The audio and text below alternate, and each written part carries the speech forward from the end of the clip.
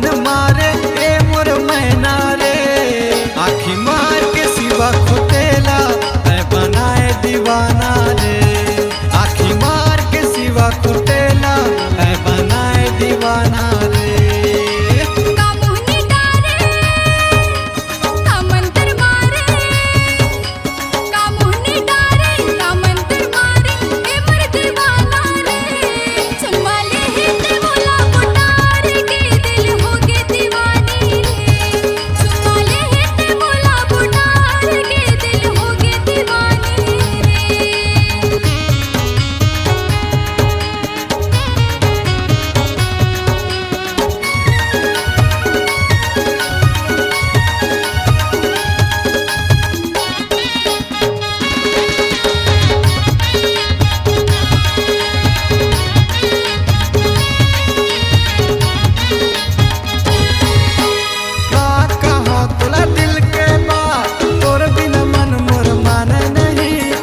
खड़ी रही थे दिल बेकरार तोर बिना कछु सुहाव नहीं।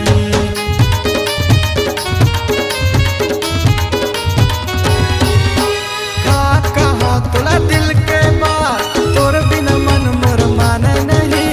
हर घड़ी रही थे दिल बेकरार तोर बिना कछु सुहाव नहीं। सरसिवा तिरमा मोर गाँव भनपुरी पूछते आवे मोर सपना सुंदरी ए मोर नगीना रे। तोर बिना मोर जिंदगी अधूरा मुश्किल है जीना रे। आखी मार के सिवा खोटेला मैं बनाए दीवाना रे।